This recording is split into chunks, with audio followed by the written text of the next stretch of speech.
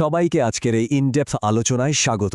আজকে আমরা ইতিহাস ঘাটব, তবে একটু ভিন্নভাবে, একেবারে একাডেমিক লেন্স দিয়ে। ১৪৫৩ সালের সেই মহাকাব্যিক বিজয় আর তার পেছনের অবিশ্বাস্য রকমের তরুণ এক নেতার কথা আমরা আজ বিশ্লেষণ করব। আমরা শুধু কি ঘটেছিল তা নিয়েই কথা বলবো না, বরং এই পতন নিয়ে ঐতিহাসিকদের মধ্যে যে দারুণ সব বিতর্ক আছে সেগুলোও ঘেটে দেখব। তো চলুন শুরু করা যাক। আজকে আমাদের আলোচনার মূল বিষয়গুলো হল, প্রথমত এক বিস্ময় বালকের ক্ষমতায় আরোহণ, দ্বিতীয়ত আমাদের টার্গেট সেই অজেয় শহরটি। এরপর আমরা দেখব তাদের নজিরবিহীন কৌশল ও অস্ত্রশস্ত্র, তারপর সরাসরি ১৪৫৩ সালের অবরোধ এবং সবশেষে কিভাবে এটি বিশ্বশক্তির পট পরিবর্তন করেছিল। ঠিক আছে, চলুন সরাসরি প্রথম পর্বে ঢুকে পড়ি, এক বিস্ময় বালকের ক্ষমতায় আরোহণ, প্রারম্ভিক বছরগুলো। সুলতান দ্বিতীয় মেহমেদের কথা বলতে গেলে একটা ব্যাপার আমাদের মানতেই হবে, তাকে কিন্তু ছোটবেলা থেকেই আক্ষরিক অর্থে একটা বিশাল লক্ষ্যের জন্য তিল তিল করে গড়ে তোলা হচ্ছিল। মানে শুধু যে তাকে তলোয়ার চালানো শেখানো হচ্ছিল তা নয়, তার বুদ্ধিবৃত্তিক বিকাশের ওপর, অর্থাৎ শিক্ষার ওপর অসম্ভব জোর দেওয়া হয়েছিল। ভাবুন তো, ছোটবেলা থেকেই তিনি নানা ভাষা, বিজ্ঞান, দর্শন আর জটিল সব সামরিক কৌশল শিখছিলেন। এই নিবিড় ট্রেনিংটাই তার মনস্তত্ত্বকে এমনভাবে তৈরি করেছিল যে পরবর্তীতে বিশাল এক সেনাবাহিনীর নেতৃত্ব দেওয়া তার কাছে একদম স্বাভাবিক মনে হয়েছে। এবার একটু থামুন আর এই সংখ্যাটার দিকে তাকান। ২১, অবিশ্বাস্য, তাই না? এত বিশাল একটা সাম্রাজ্যের অধিপতি আর ইতিহাসের অন্যতম বড় একটা সামরিক অভিযানের মূল মাস্টারমাইন্ডের বয়স তখন মাত্র ২১ বছর। আমরা অনেকেই যখন এই বয়সে ক্যারিয়ার নিয়ে কনফিউজ থাকি, তিনি তখন দুনিয়া কাঁপানো এক অভিযানের নেতৃত্ব দিচ্ছিলেন। এই বয়সটাই প্রমাণ করে, মেধা আর ফোকাস যদি ঠিক থাকে তাহলে বয়স আসলেই কোনো বাধা নয়।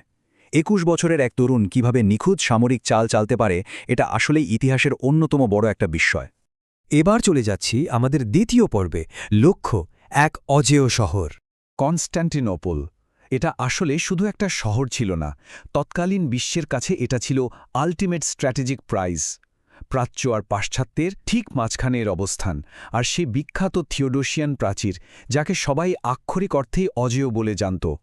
এখন আধুনিক ঐতিহাসিকদের মধ্যে কিন্তু বেশ বিতর্ক আছে। অনেকেই বলেন বাইজেন্টাইন সাম্রাজ্য সে সময় ভেতর থেকে বেশ নড়বড়ে হয়ে পড়েছিল। কিন্তু সেটা যাই হোক না কেন, কাঠামোগত দিক দিয়ে এই শহরটা তখনও এক দুর্ভেদ্য দুর্গই ছিল, যেন এক অনড় বস্তু। এই শহরের পতন ঘটানোর মানে শুধু একটা এলাকা দখল করা ছিল না, এর মানে ছিল পুরো বিশ্বকে একটা বিশাল স্পষ্ট মনস্তাত্ত্বিক বার্তা দেওয়া। শেষ সময়ের ঐতিহাসিক সোর্সগুলো ঘাটলে না, একদম চোখের সামনে একটা ডার্ক আর সিনেম্যাটিক দৃশ্য ফুটে ওঠে। একদিকে দাঁড়িয়ে আছে কনস্ট্যান্টিনোপলের আকাশচুম্বী প্রাচীন সেই বিশাল প্রাচীর, আর ঠিক তার সামনেই অটোম্যান সেনাবাহিনীর চূড়ান্ত প্রস্তুতি। মধ্যযুগীয় ইউরোপের আকাশে তখন যেন আক্ষরিক অর্থেই যুদ্ধের ঘন কালো মেঘ জমতে শুরু করেছে।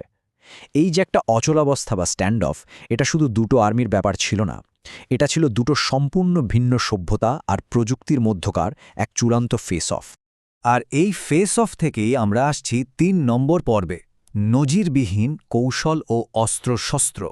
আর এই জায়গাটাতেই যুগের সবচেয়ে বড় প্রযুক্তিগত সংঘাতটা আমরা দেখতে পাই। এটা যেন সেই চিরায়ত প্রশ্নের মতো, একটা অনড় লক্ষ্যবস্তুর সাথে যদি একটা অদম্য শক্তির ধাক্কা লাগে তাহলে কি হবে? এখানে অনড় লক্ষ্যবস্তু হলো হাজার বছর ধরে টিকে থাকা সেই প্রাচীন প্রাচীর, আর অদম্য শক্তি অটোমানদের উদ্ভাবিত সেই বিশাল দানবীয় কামান। প্রাচীনকালের ডিফেন্স সিস্টেমের সাথে একেবারে নতুন যুগের অফেন্সিভ টেকনোলজির এক ভয়ঙ্কর মুখোমুখি সংঘর্ষ হতে যাচ্ছে এখানে। এই কামানগুলো, এগুলো সাইজে যেমন বিশাল ছিল, ইম্প্যাক্টেও ছিল সত্যিকারের গেম চেঞ্জার। হাঙ্গেরিয়ান কারিগর অরবান যখন এই দানবীয় কামানগুলো বানালেন আর সেগুলো যুদ্ধক্ষেত্রে গোলাবর্ষণ শুরু করল, তার ইম্প্যাক্ট ছিল ভাবনারও বাইরে। জানেন, স্কলারদের মধ্যে আজও একটা দারুণ বিতর্ক আছে, এই কামানগুলোর আসলে ভৌত বা ফিজিক্যাল ড্যামেজ বেশি ছিল নাকি সাইকোলজিক্যাল ড্যামেজ। সেই বিশাল পাথরের গোলাগুলো যখন সোজোরে প্রাচীরে আঘাত হানত, তখন শুধু পাথরে গুড়িয়ে যেত না, শতাব্দীর পর শতাব্দী ধরে ইউরোপিয়ানদের মনে যে একটা নিরাপদ থাকার ধারণা ছিল, সেটাও একেবারে ধসে পড়েছিল। সিজ ওয়ারফেয়ার বা অবরোধ যুদ্ধের ধরনটাই এরা চিরতরে বদলে দিয়েছিল। চলুন এবার দেখি এই কৌশলগুলো কিভাবে বাস্তবে রূপ নিল। পর্ব ৪, ১৪৫৩ সালের অবরোধ। এই অবরোধের পর্যায়গুলো যদি আমরা বিশ্লেষণ করি, এটা খুবই সুনির্দিষ্ট আর অভাবনীয়। প্রথম ধাপে সেই বিশাল কামানগুলো দিয়ে একটানা গোলাবর্ষণ করে প্রাচীরটাকে দুর্বল করা হলো, কিন্তু আসল চমকটা ছিল দ্বিতীয় ধাপে। সমুদ্রপথে যখন বাধা এলো, মেহমাদ এমন একটা সিদ্ধান্ত নিলেন যা কেউ স্বপ্নেও ভাবেনি। তিনি রাতের অন্ধকারের ডাঙার উপর দিয়ে কাঠ বিছিয়ে আস্ত নৌবহর টেনে অন্য পাশে নিয়ে গেলেন। জাস্ট ভাবুন একবার, সামরিক ইতিহাসে স্থলপথে জাহাজ চালানোর মতো এমন পাগলাটে অথচ জিনিয়াস লজিস্টিক্যাল মুভ আগে কেউ দেখেইনি। আর এই মাস্টার স্ট্রোকের পরেই তৃতীয় ধাপে এলো 1453 সালের সেই চূড়ান্ত বিজয়। এই পুরো ক্যাম্পেইনের সবচেয়ে ইন্টারেস্টিং দিকটা এই একটা বাক্যের মধ্যেই লুকিয়ে আছে। মাত্র 21 বছর বয়সে অসাধ্যকে সাধন করেছেন। একজন তরুণ যিনি বক্সের বাইরে গিয়ে চিন্তা করেছেন, স্থলপথে জাহাজ চালিয়েছেন, বিশাল কামানের মতো অত্যাধুনিক প্রযুক্তির ওপর বাজি ধরেছেন এবং এমন একটা শহর জয় করেছেন যাকে সবাই আনবিটেবল ভাবত। মাত্র 21 বছর বয়সে এই লেভেলের একটা সাকসেস আজও সামরিক গবেষকদের রীতিমতো অবাক করে দেয়। এটা তো শুধু শক্তির বিজয় ছিল না, এটা ছিল খাঁটি মেধা আর অদম্য ইচ্ছাশক্তির একটা মাস্টারপিস। এবার আমরা আজকের আলোচনার একদম শেষ দিকে চলে এসেছি। পর্ব 5, বিশ্বশক্তির পট পরিবর্তন। তাহলে এই পুরো ঘটনাটার সবচেয়ে ক্রুশাল পয়েন্টটা কি? সেটা হলো এর গ্লোবাল ইম্প্যাক্ট বা ভূ রাজনৈতিক প্রভাব।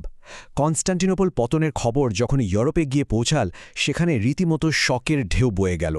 এটা একটা নিরপেক্ষ ঐতিহাসিক সত্য যে এই একটা মাত্র বিজয়ে বৈশ্বিক ক্ষমতার ব্যালেন্সটা রাতারাতি বদলে দিয়েছিল। ইউরোপিয়ানরা বুঝতে পারল প্রাচ্যের এই নতুন শক্তিকে এখন আর কোনোভাবে আটকানো সম্ভব না। স্কলাররা কিন্তু যুক্তি দেন যে এই পতনের কারণে ইউরোপিয়ানদের জন্য প্রাচ্যের পুরনো ট্রেড রুটগুলো হুমকির মুখে পড়ে, যা মূলত তাদেরকে নতুন সমুদ্রপথ খুঁজতে বাধ্য করেছিল। আর সেখান থেকে শুরু হয়েছিল এজ অব ডিসকভারি। বুঝতে পারছেন, ক্ষমতার এই আকস্মিক শিফট পুরো বিশ্ব রাজনীতির সমীকরণই পাল্টে দিয়েছিল। আর এই বিজয়ের মাধ্যমেই সুলতান দ্বিতীয় মেহমেদ তার লিগাসি একেবারে চিরস্থায়ী করে ফেলেন। তিনি আক্ষরিক অর্থেই বিশ্ব ইতিহাসের গতিপথ পাল্টে দিয়েছিলেন। এরপর থেকে শতাব্দীর পর শতাব্দী ধরে তাকে মেহমদ দ্য কনকারার বা বিজয়ী মেহমদ হিসেবেই সবাই চেনে। ওই দৃশ্যটার কথা একবার কল্পনা করুন তো। নববিজিত শহরের দিকে তাকিয়ে বিজয়ীর বেশে দাঁড়িয়ে আছেন এক তরুণ সুলতান। একটা প্রাচীন যুগের কফিনে শেষ পেরেক ঠুকে দিয়ে তিনি একেবারে নতুন একটা যুগের দরজা খুলে দিয়েছিলেন। আলোচনা শেষ করার আগে আপনাদের জন্য এই প্রশ্নটি রেখে যেতে চাই। 21 বছর বয়সী এক তরুণের কৌশলগত উদ্ভাবন কীভাবে বিশ্ব ইতিহাস এবং ক্ষমতার কাঠামো চিরতরে বদলে দিয়েছিল? ইতিহাস তো আমরা সবাই পড়ি, কিন্তু একাডেমিক জায়গা থেকে আমাদের আসলে এগুলো নিয়েই গভীরভাবে বিশ্লেষণ করা উচিত। কিভাবে প্রচলিত নিয়মের বাইরে গিয়ে নতুন প্রযুক্তির ব্যবহার আর নিখুঁত স্ট্র্যাটেজি একজন তরুণকে পুরো বিশ্বের মানচিত্র নতুন করে আঁকার সুযোগ করে দিয়েছিল। এই ঐতিহাসিক ঘটনাটি শুধু অতীত নয়, এটি লিডারশিপ আর উদ্ভাবনের দারুণ একটা কেস স্টাডি। এই প্রশ্নটা নিয়ে একটু ভাববেন। আজকের বিশ্লেষণ আমরা